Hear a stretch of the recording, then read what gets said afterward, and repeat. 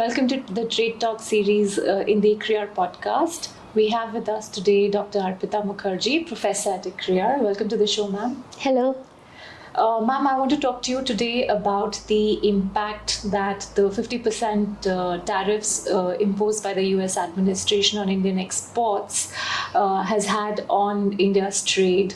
And also after that, how do you think the trade negotiations between US and India are likely to move forward? See, basically now we are not talking about 50% tariff. We are actually, as we stand today, it is 75% tariff. And this Iran is a new problem that has entered into the whole tariff debate. And we do have trade with Iran, although we are not really the big trade partners, but we are very important for Iran. Iran is not so important for us in the trade basket, but nevertheless, this is an issue that needs to be thought through. Now coming to your question of the 50% tariff, the real discussion or analysis is that while the tariff was 50%, our trade with the US also grew.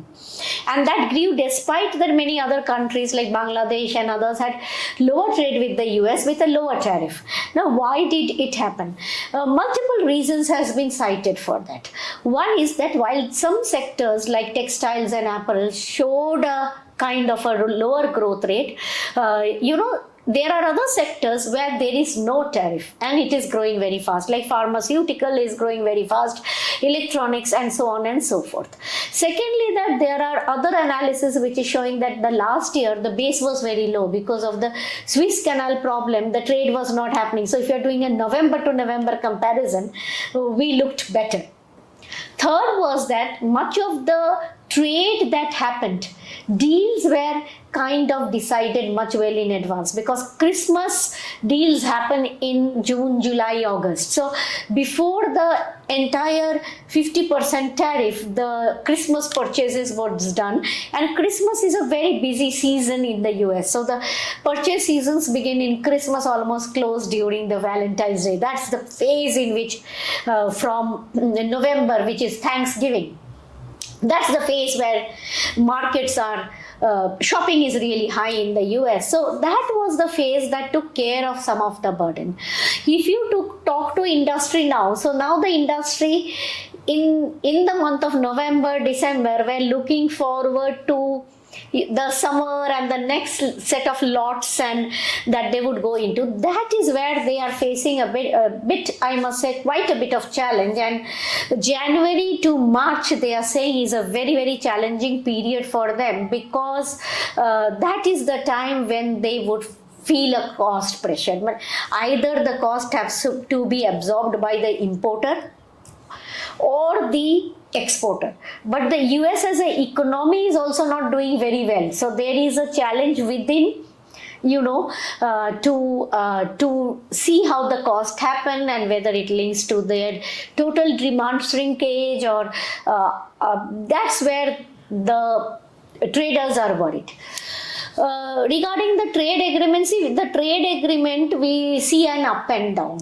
There are many sectors which look eagerly for the trade agreement to happen, like, textile and apparel and others, and they are openly saying that we want a 0 for 0. The point is now also well laid out that we will not get a 0. So whether we give a 0 for a 10% tariff, yes, that is again a doable thing because that also puts us in level playing field. So you are getting back to the level playing field where you were, and you are in a competitive phase. But the problem lies in, there are three issues. One is some sectoral issues. Like, there are still sensitive sectors within agri. I'm not telling entire agri is sensitive. There are sensitive sectors within agri which India doesn't want to trade. But the bigger issue I don't think here is trade. The bigger issue here is, the entire way in which you would look at defense, investment and everything under the agreement. Investment, of course, India wants to attract an US investment. So US attracting investment from the US should not be a major issue. Defense, of course, is a bit of an issue. Other issues are, how do you politically align, agree on other geostrategic matters. Once we do this, and probably it's a bit of a imaginary thinking, but I think that if we are able to do the EU trade agreement or 2 or 3 big trade agreements with partners who account for a substantial part of our trade, in that context, there will be a pressure from the US companies also to seek for a trade agreement. Now that pressure to seek for a trade agreement is not that high. It is Indian companies are mostly going and pressurizing for a trade agreement.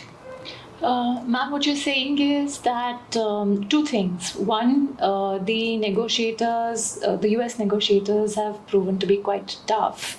And the second thing you're saying is that it isn't just about the red lines in agriculture, but perhaps there are issues to be sorted out in defense agreements, in the investment space, etc., which is probably what is holding up the closure of the Indo-US trade deal. Are you in a position to throw some light on what these issues might be in defense or investments, etc.? These are very tight things. These are beyond the scope of trade agreement negotiations and stuff like that. But I think where we began, like with imports, with certain quotas and stuff like that, was not very bad deal for us to adhere to.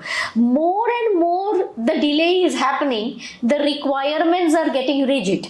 Now if you look at the requirements that were placed on Indonesia or Japan were far rigid than the requirements on UK. Now that is where I think there has to be some kind of a deal. But amidst all this, you will also see positive signals. You will see calls on defense collaborations. You will see calls on silicon and digital partnerships. I think we may talk about the trade agreement, but we also need to look at alternative avenues and routes to communication. Like, I think one of the greatest route to communication that we can look at is something like a digital partnership, where they have an interest. But how do you develop that route? Because if you are talking about digital partnerships and you are talking in the regional digital partnership, we talk a lot about DPI, we talk a lot about UPI, and that's not their interest. Their interest is very privatized kind of an atmosphere of collaboration. But at the same time, if we are talking about something like data sharing with a trust, I don't think on either side companies have a problem with the US or with us. So there is various other means to communicate, like startup collaborations, partnership collaborations, which we need to talk about a lot. And there is also somewhere we talk about it as we need to also find out avenues about the alternatives that we can do. One alternative can be something subsidizing, but subsidies can also lead to countervailing duties. Nobody stops them from imposing that. We need to really think through how do we maneuver this and go for a trade deal which is no longer a trade deal. It is actually a geostrategic deal. And geostrategic and defense deals are often not as simple as we talk. And we are not geostrategic experts, because these have long-standing implications. Countries have their investments, there are security threats in and around the place, and there are dominance in control of critical minerals, which we don't have. So we do not have something which is so critical that we use it as a bargaining tool. So therefore we need to calmly and quietly negotiate, and that is where I think the deal is getting delayed. You spoke of Iran, and I think one of the US side, one of the goals they're trying to pursue is in Iran by suggesting that a 25% penalty could be imposed. How do you think this is going to play out for India? See, India has already given a few statements very much in public domain that we don't trade too much, we trade little, we were out of the sanction list. Now, see, there was also India was also waiting, I think, as a country, and many other countries are also waiting to see how the entire tariff discussion within the US frame puts it into the legal framework within, whether it is allowed, not allowed, what is the role, power, etc. Because the US internally is also going through a debate in the entire process, which is not very clear. You're referring to I'm referring to the court judgment, and I'm also talking about their internal debate about what they go about. At this moment, they may have a lot of geostrategic long-term vision in mind, but that vision is not a public document.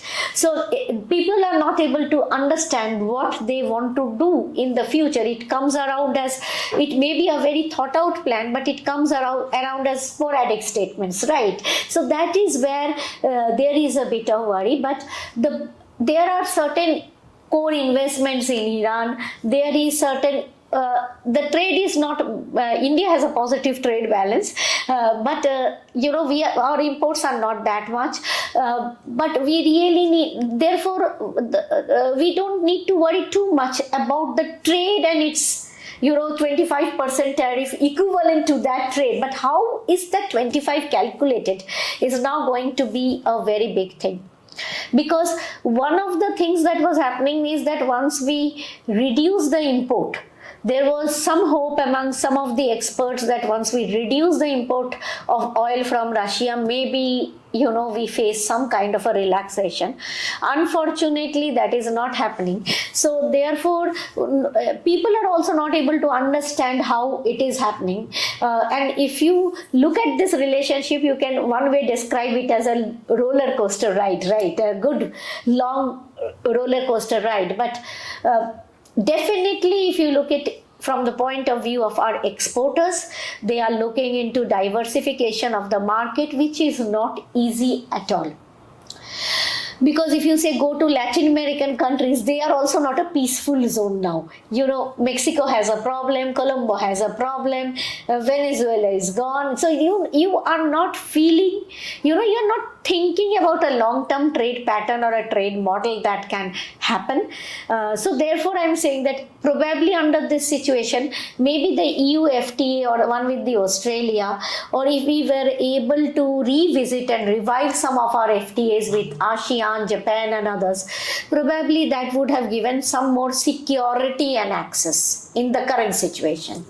Absolutely, ma'am. I think displacing current market holders and capturing new markets definitely takes time. And I also feel, just like you say, it has become extremely puzzling, the Indo-US relationship. But you observe all of these things so closely. What would you say? Would you say that a deal is likely in the near future, or do you think this is going to get drawn out? You're saying that closing the deal quickly is advantageous because all the countries that have managed to close the deals quickly have been given advantageous terms relative to those who took long. So do you think this is going to be a prolonged negotiation, or should we expect something quickly now? See, in my opinion, that what the US wants and what we can give is very clear.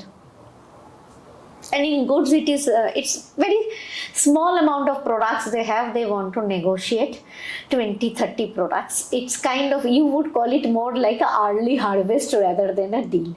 However, this is only a small component of the discussion. What we don't know is on the geostrategic part. The darker area is the geostrategic defense and other discussions, which are much more important in this particular case rather than the trade.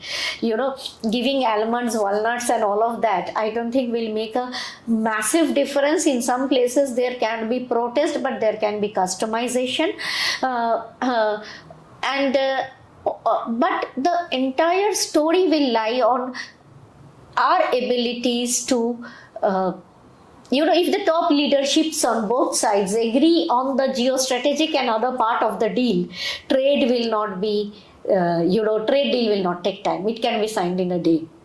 Right. That sounds like India's going to have to take a hard look at long-standing foreign policy goals, but let's see how it shapes up. Yes, and if I may add, it is not only India, both sides need to realize the importance of each other, because what is happening is that time has changed. Today, India is no longer a small global player. So, the approach that, the US will say and we will do is no longer in the mind of many Indians, and they also would like that, there is a equality. So therefore, that is the problem that the many countries are facing today in their trade negotiations, right? Trade negotiations want to be equal. And it is, because we are going in for the budget, I think that the best way out of this major issue is that we unilaterally liberalize. So we do not bring trade as an institute to do geostrategic. So if we unilaterally reform our tariff, the entire story of India being one of the high tariffs and therefore can be bullied is going to go by any trade partners. And if that is something, if we open up our market, I think the tariff being an engine of negotiation becomes extremely weak. And that is where we should think about going. We should rethink our own domestic tariff policy and whether we should allow our own domestic tariff policy as a tool to be bullied. That is my main takeaway. Like economists such as yourself have for long said that India should lower the tariff rates that we've had. Our industry doesn't need that kind of protection. But as you said, other than tariffs, things such as import of Russian oil or relationship with Iran itself becomes trigger for newer tariff penalties. So it's a most uncertain and unpredictable world. But thank you so much for talking to us, Nan. Thank you. Thank you.